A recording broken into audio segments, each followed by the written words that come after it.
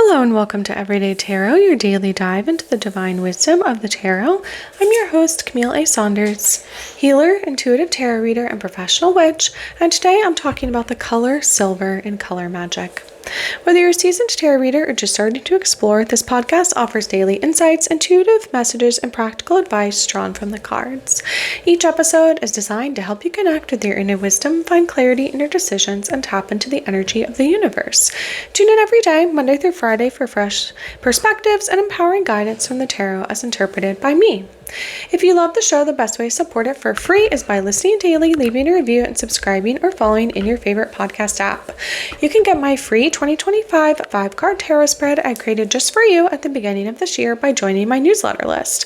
My weekly newsletter always has the most up-to-date information on my upcoming events, presentations, musings, and info and photos of my day-to-day life.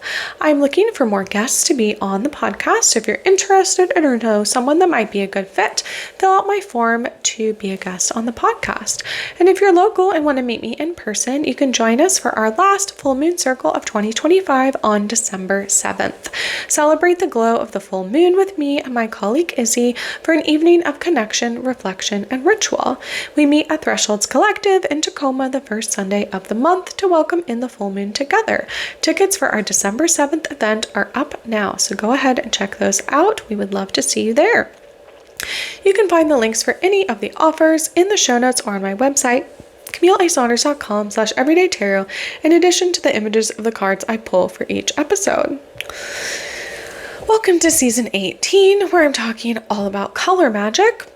If you haven't listened to my other seasons yet, you can check those out. And today I'm talking about the color silver for our final episode of this season. So we'll go through, talk about the color silver, we'll talk about color magic theory and correspondences, some day of the week correspondences, and then we'll get into silver and how it shows up in tarot cards. And then we'll finally pull a card about how can we work with the color silver today. All right. Okay, so let's get into the color silver. So silver or metallic gray is a color tone resembling gray as a representation of the color of polished silver. The visual sensation usually associated with the metal silver is a metallic shine. This cannot be reproduced by a simple solid color. So, right, if you try to look at things that are like silver, but depicted, right, in, it's just hard to do because part of the aspect of it is it's shiny, whereas gold sort of does both, right? If you think of the element of gold or metallic gold, right, that is one thing, but then we also have like golden sunlight and golden hair, which are more yellow, right? Perhaps technically, but we like to call them golden because of, again, a bit of a shiny effect of it. But between silver and gray, right, really the only difference is the metallic ness of it. And when we think about, right, how silver shows up on a computer screen or a TV, there's like no mechanism for showing metallic or fluorescent colors on a computer without trying to use software that simulates the action of light on a shiny surface, right? That reflective aspect. Again, if you think about something reflecting in a body of water, right? That is part of that like shimmeriness, right? There's an aspect of that is associated with silver as well, right? It uses the material's brightness varying with the surface angle to the light source, which again, if you think about being outside, right? If you see reflections in bodies of water, right? Often I know like where I live, it's like at sunset where you have the sun is getting low, and if you see a body of water there, it will reflect like the clouds into the body of water, but right, that's only working because of the angle of the light source, the sun, and then the brightness of the water and how it reflects back. And so in art, and then also in like heraldry or like clothing, heraldry is the design, display, and study of like armor. So again, if you think about like a knight and the silveriness there, you would typically use metallic paint that glitters like real silver in order to like depict silver. So a matte gray color could also be used to represent silver. And again, they sort of show this on the Wikipedia page. So if you want to check it out, you can do so. And there's not a lot on here about silver. So the first recorded use of silver as a color name in English was in the 1400s. And in heraldry, or again, like in medieval, right, times where we would have, I guess I just think of like a knight's armor. It says the word argent is used, which comes from the medieval French word, which are like a tincture, the colors, metals, and furs used in heraldry, which again are like an aspect of the armor, like armorial beings. So it could be like a coat of arms, or again, like things like that. So very interesting there. Silver, of course, is also an element, right? You can get silver, bricks of silver or silver jewelry, right? Again, last episode I talked about gold, right? Silver is similar. If you used crayons as a child, there's a color called silver in the Crayola crayons. It's a pale tone of silver color. And Crayola silver is not a neutral grayscale color, but a warm gray with a slight tinge of orange red, again, probably to give it that sort of like shininess. There's also different types of silver colors, which is very interesting to me. I don't think I knew that. There's also plants and animals that are called like silver. So there's a silver birch tree, a silver fir, a silver maple that has lacy, delicate leaves that are lighter gray or greenish on the underside, and it gives a shimmering effect with the two-tone leaves. Yeah, there are some trees that like the like if you were to look at the tree from above, the top part of the leaf is maybe like waxy or shiny, or looks one color, and then underneath it looks a different color. I'm like magnolia leaves are like this. A lot of like waxier leaves are like this. But also, yeah, I think like cottonwoods are like this. They don't have the waxiness, but they have the two-toned leaves. So when the wind goes, it looks like fluttering, because you see like, it's like as if you used one of those like flip books as a kid where you like draw everything out, and then when you go quickly, it looks like things are moving, right? It looks like a fluttering back and forth, like you depict the movement of it. There's silver fish that are actually an insect. There's fish that have silver color. There's a silver fox, which is a genetically determined phase of the common red fox, in which the pelt is black tipped with white, and a silverback gorilla is an adult male gorilla, right? And they do look sort of silvery. I mean, again, it's kind of like a human having gray hair, but I think because of like there's something about the reflectiveness of like the silverback gorilla that gives it more of a silvery versus a gray kind of look. And then let's jump over into more color magic correspondences, magical theory here. So I am pulling this from Eric Arcadian's website.com, Color Magic Theory and Correspondences, the Part 2 article from August 20th, 2024. And they go all through color magic and correspondences. So again, if you like this season, go check out this article that they have. They talk about the history of color, evolving to see color, right? Because most animals see color differently. And so, right, we know this about a lot of insects or even other like, nocturnal creatures or other mammals even like to see things very differently, what colors are available to them. And of course, it's very hard for us to ever know what colors we see versus like even another human. But if we think about seasonal colors for the different associations with each of the sabbats, they have a chart here to talk about what they mean. So for silver, they talk about it as being associated with winter solstice, along with dark red and dark green, and then Imbolc with white, pink, and silver. And again, when I think about it, I'm like, yeah, those times of year in the Northern Hemisphere are the snowy times of year, right? You have more of we have Samhain, right, at the end of like October, early November, and then winter solstice, right, in December, which is often, at least where I live, that kind of sometimes is when it starts actually getting snowy, and then Imbolc in February, often, or is, yeah, at least where I live, like January, February are actually when we get more snow. It's like been colder for longer, because you have the, you know, you've had the darker light from, you know, as we go into the winter solstice, but then it continues, right, for another month or two before it starts. I mean, you know, it gets lighter every day, but before, so we have like the darkest days of the year, and then in addition to the cold of winter, right, with we get a lot of precipitation here, so sometimes ours turns to snow.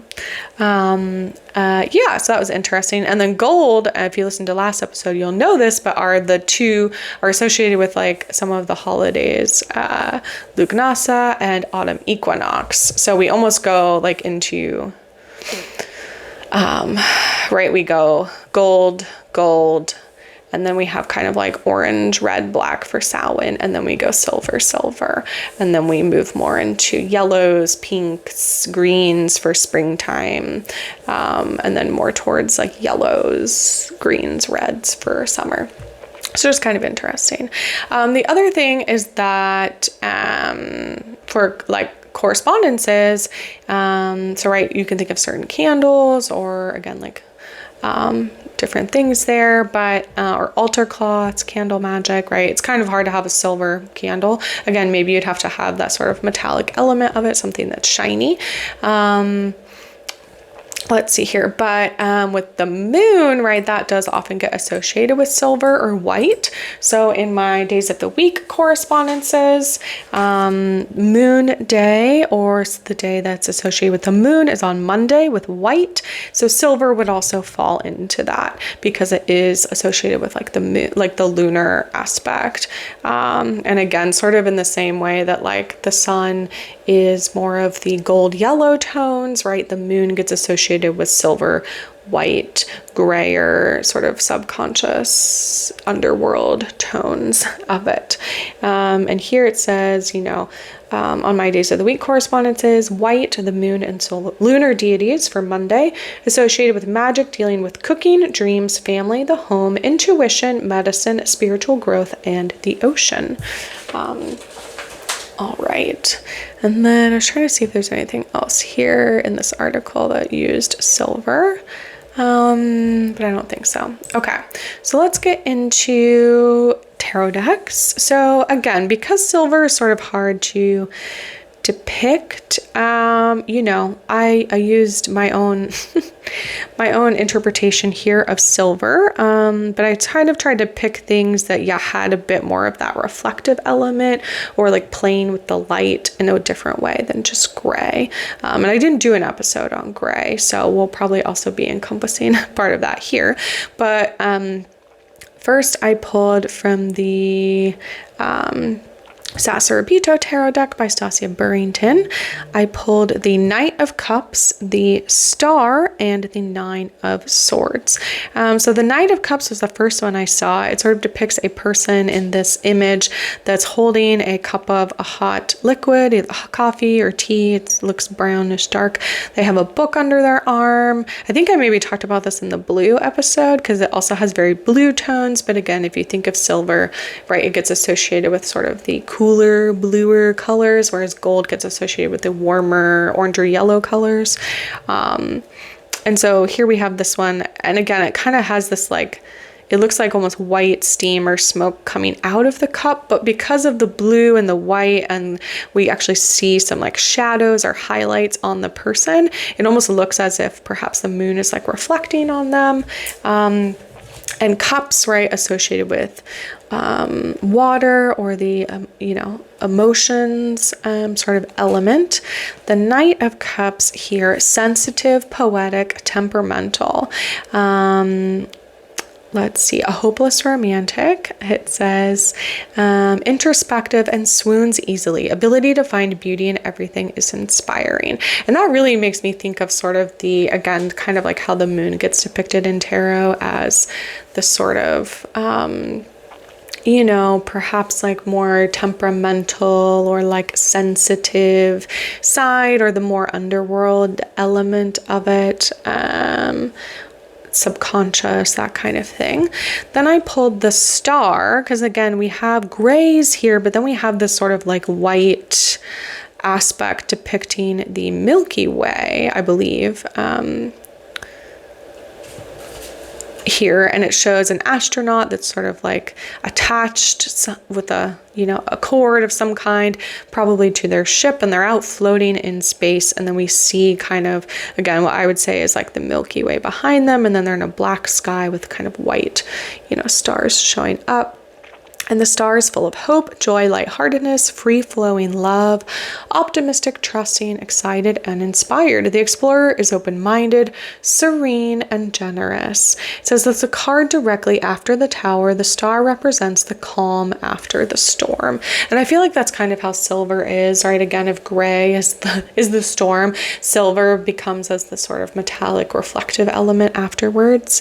I don't know why that makes sense in my mind. It says the star is the astronomer, the navigator, the explorer, right? So here a major arcana card. And again, the star does get associated, right? In this deck, it's in particular with like space, like astronomy, like a literal star, which again kind of gets like associated more so with like the moon, the intuition, the romantic side, right? The sort of not as good as of a light source, right? The moon, right? Really, we can really see the moon only because the sun gets reflected off of it. And then finally, I pulled the 9 of Swords, which, you know, maybe not so much as a traditional depiction of like silver, but here, right, the swords, they really stood out to me in this image. I looked at other swords cards that sort of looked silver, but the swords in this particular image, of course, there's a lot of them. They actually have different kinds of swords in this one, like they have different hilts, like the part that you hold on to.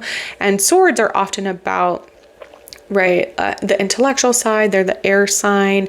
You think of how they like cut through the air. That's what I think of. But also, right, swords can be like biting, right? They can be harmful. But like if you think about like using your words, sort of the intellectual side of things, like wit or sarcasm, right? It can be biting. Like it can be kind of go into the again, more painful side of things.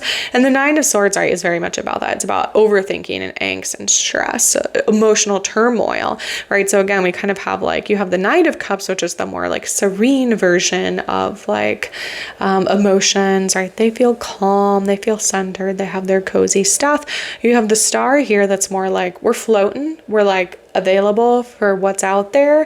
We're out in space. We can like see, we have perspective, right? Because you can see perhaps the earth from there. You can see different things, but also you're in this like liminal space, right? Space, literally, like if you're out in it, you just float, right? There's no gravity. That's part of the challenge when you're in space. And then we have the 9 of Swords, right? Which kind of goes to the other side of like, ooh, okay, now we're having difficulty juggling all of our thoughts. We have overwhelm, we have caution and guilt. So again, kind of the more like shadowy, darker side of, again, like more the subconscious or like our unconscious selves, right? Sometimes can just like that anxiety can run underneath a lot of acting like we're fine and everything is cool. And yeah, it's totally fine. That makes sense. Yeah, I don't need to like be worried about that. That makes total sense. But anxiety is not very rational. We like to, you know, try to attack it with rationality, but anxiety is sort of, right, having a hard time. If depression is about getting stuck in the past or things that happen and wanting to kind of wishing we did them differently, anxiety is about, you know, hoping that we do things differently in the future or trying to perhaps control the things that, you know, trying to make the perfect kind of thing come in the future. So for those of us that struggle with more perfectionism or right, having really high standards for ourselves or like can get caught up in your head, right, this is another thing that really comes up, right? Anxiety becomes very prevalent in our lives. And it just says, this card is a reminder that a lot of your suffering is intellectually rooted. And again, sometimes for those of us that struggle with anxiety, like the main thing is that actually like, no matter how hard you try, you will never be perfect. No one is. And so, right, by desiring to control the future, we're trying to control the fact that that we might make mistakes. But in reality, that's not a thing we can control. We can do our best. We can, right, forgive or try to make good on things that we may have done wrong or if we've hurt other people. But there's no out planning or out controlling the future because things are unknown. I don't know exactly why I needed to go on that rant, but there we go. For the other cards I pulled from the Seasons of the Witch, Samhain Oracle. And here again, I pulled cards that showed a silvery or a reflective element in it. And I pulled Journey, which says, daughters of our mother, walkers of the unknown, take with you on this journey all that you hone.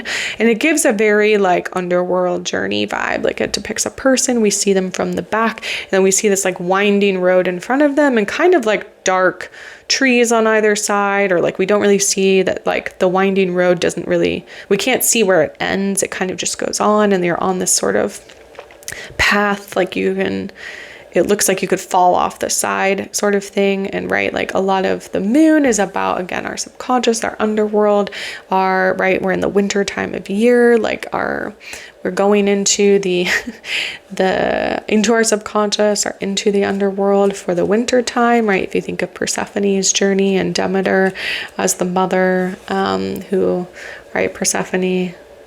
Demeter basically negotiated that Persephone only has to spend half the year in the underworld. So we are in that time now after passing the autumn equinox. So that's sort of interesting there. We have Protection, which I've pulled this card a lot, so I'm familiar with it. And it sort of depicts 3 women, it looks like, that are basically like covered in kind of a veil, but also it looks like if you were to put a sheet over yourself, like you can see them fully underneath, but it's like it doesn't just cover their face, it covers like their whole body. And it says, this is my house, stained by the very blood flowing through its walls, covered in a veil of delicious prayers, yet deadly to those who dare lift its hidden. And this is all about kind of like your ancestors and guides protecting you, which again, at this time of year, as we've passed Samhain, right, like it is a harder time of year a lot of time. Again, if you live in a place where it goes into the darker, colder months of the year, like people are more depressed. There's more like stress a lot of the time. There's like holiday stress. There's weather stress.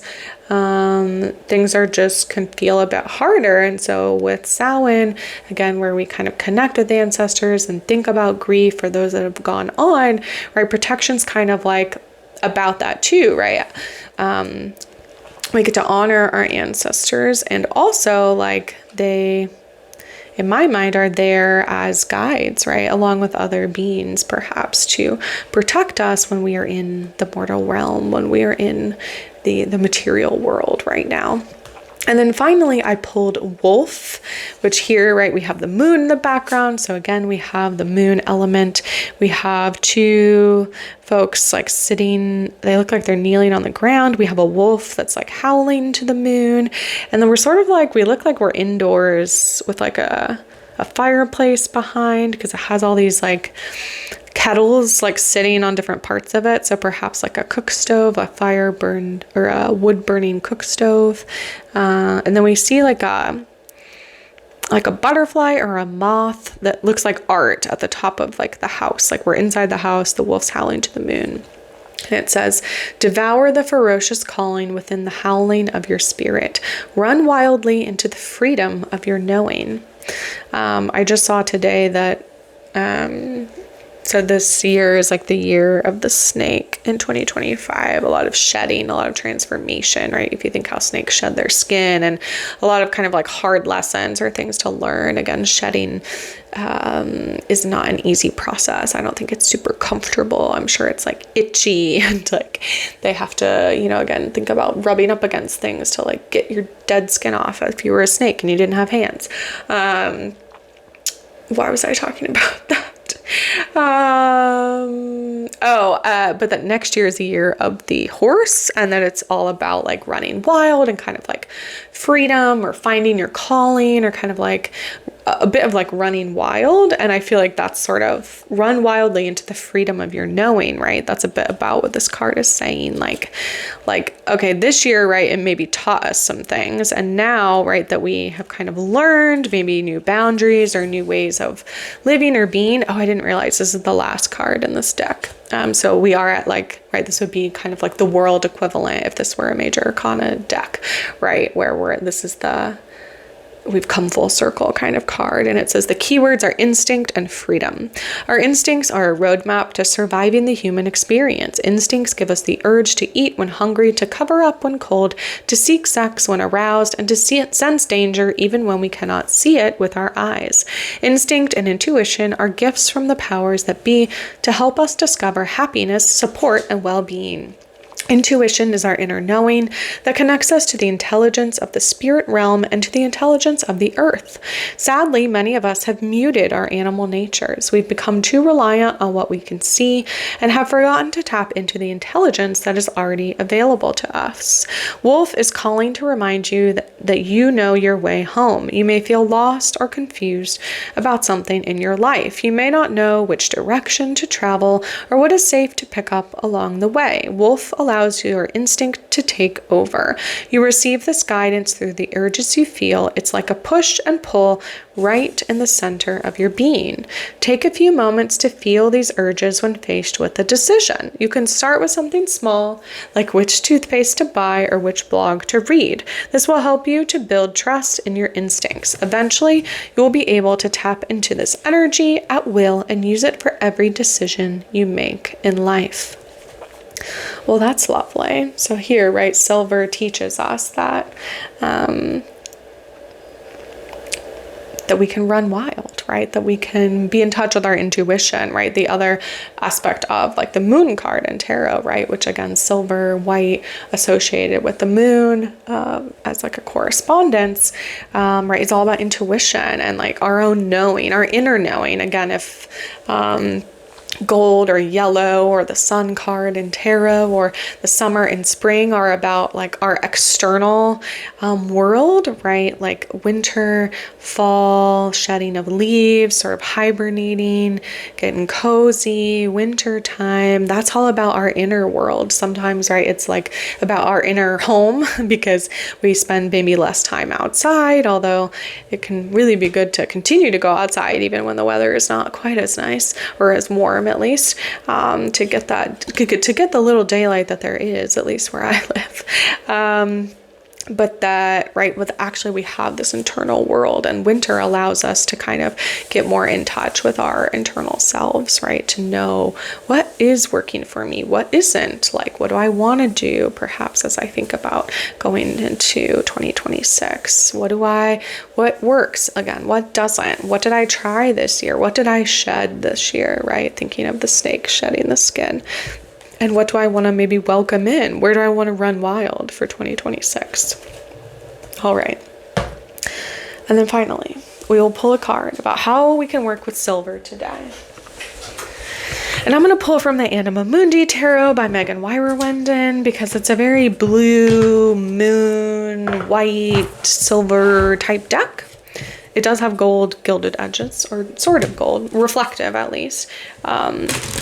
But it's a much cooler toned deck, so that feels right for right now.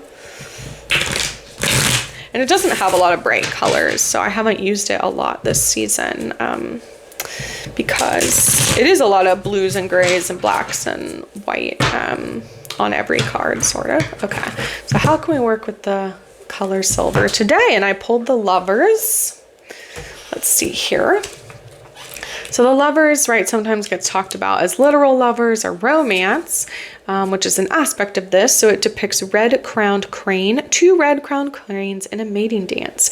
This is a species like many other bird species that mates monogamously for life. The card signifies a harmonious relationship, a solid foundation, and a deep bond. Outside of relationships, the Lovers indicates an important decision may have to be made. Be clear of your values and belief systems and stay true to yourself. So upright, it's about love, harmony, passion, choices, relationships, communication, and establishing values. So I would say, right, how can we work with silver today?